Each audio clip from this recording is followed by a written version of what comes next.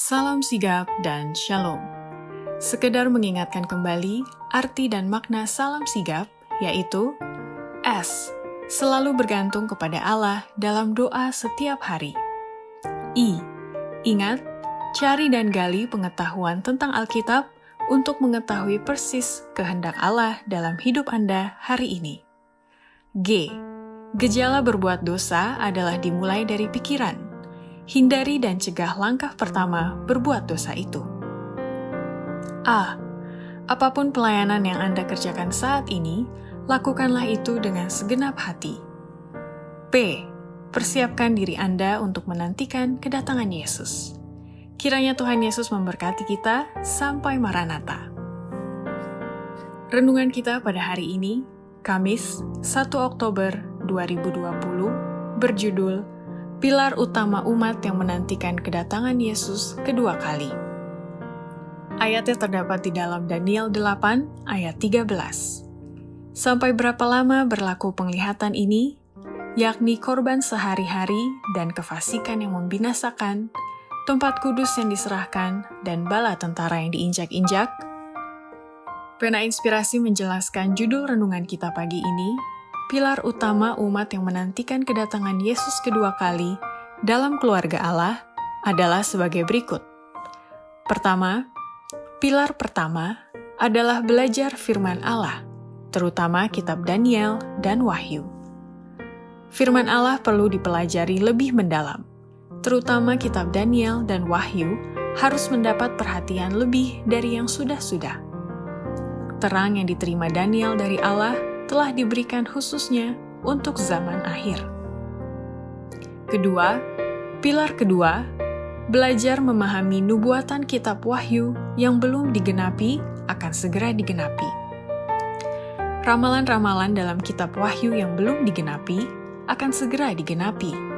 Nubuatan ini sekarang harus dipelajari dengan rajin oleh umat Allah dan harus dipahami dengan jelas.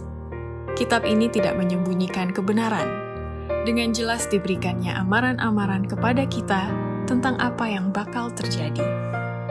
Ketiga, pilar ketiga, waspada dan berjaga-jaga dan memperhatikan kegenapan nubuatan Daniel pasal 11. Masa kesusahan yang semakin menghebat sampai kesudahan sudah sangat dekat.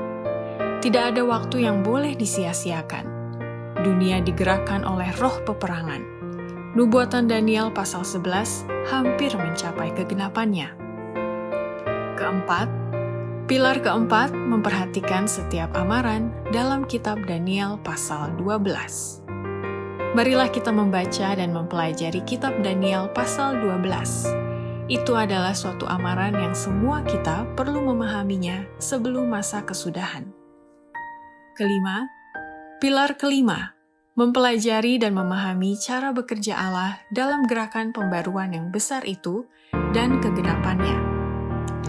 Kita akan melihat di dalam sejarah tentang kegenapan nubuatan, mempelajari cara bekerja Allah dalam gerakan pembaruan yang besar itu, dan memahami jalannya peristiwa dalam persiapan bangsa-bangsa bagi kemelut terakhir pertarungan yang besar itu. Keenam, pilar keenam, pikiran kita harus dipenuhi dengan pekabaran serius soal urutan kegenapan nubuatan dalam kitab Wahyu. Pekabaran serius yang telah diberikan sesuai dengan urutannya dalam kitab Wahyu seharusnya menempati tempat utama dalam pikiran umat Allah. Pilar ketujuh, melibatkan diri dalam memberikan pemahaman soal nubuatan yang berkaitan dengan zaman akhir kepada orang banyak. Banyak orang yang tidak memahami nubuatan yang berkaitan dengan zaman akhir, dan nubuatan itu harus diterangkan. Adalah menjadi tugas dari pengawal dan kaum awam untuk meniup trompet dengan bunyi tertentu. Demikianlah renungan kita pada hari ini. Kiranya Tuhan memberkati kita semua.